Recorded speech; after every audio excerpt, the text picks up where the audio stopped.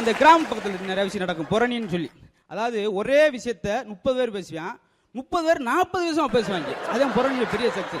நான்லாம் இந்த ஒரு பிள்ளையார் கோயிலில் போய் உட்காருவாங்க, 5-6 பேர் சேர்ந்து உட்காந்தேன்னா 5-6 பேர் நல்லா திக்கஸ்ட் ஃப்ரெண்டாக இருப்பான்.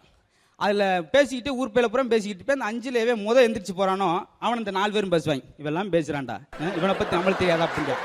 அதுக்கடுத்து 4வது ஒருத்தன் போனோன்னா, இவெல்லாம் பாரு பகல்லே பஸ்ஸில் டிக்கெட் எடுக்க மாட்டேன், இவன் பேசுகிறேன் ஊர் பேல புறம் அப்படின்ட்டு. இதுக்காக நான் கடைசி வரைக்கும் உட்காந்து வந்திருக்கேன், நம்மளை இவன் சொல்லிடுவான் என்னமோ சொல்லி போவேன். அந்த இடத்துல 4 பேர் உட்காந்து என்னைய பற்றி பேசிக்கிட்டு இருப்பாங்க, வருவான் பாரு கடைசியில் வரையான் பாரு அப்படி. இது நம்ம இங்கே கூட உட்காந்துருக்கலாம். அது ஆம்பளை கொஞ்சம் பேசுகிறாங்க, இப்போலாம் ரொம்ப சுவாரஸ்யமாக பேசுவாங்க. அதாவதுங்க, நான் என்ன நினைக்கிறேனோ அதை என் மனைவி செஞ்சிடாயா, அப்படி இருக்கணுமியா வாழ்க்கையில், அப்படி இருக்கணும்.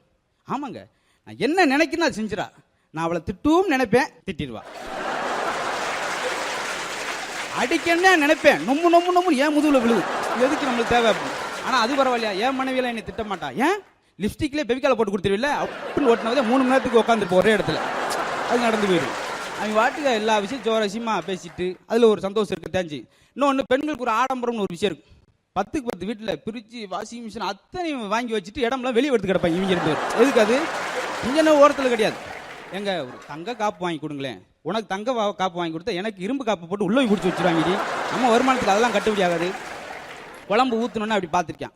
என்னங்க குழம்பு ஊற்றிருக்கேன், என்ன எப்படி இருக்குன்னு சொல்லுங்கள். நானே குழம்பி போயிருக்கேன், நீ அதில் வேறு எனக்கு ஒரு குழப்பத்தை கொண்டு வந்துட்டியா, சும்மா இருக்கும்.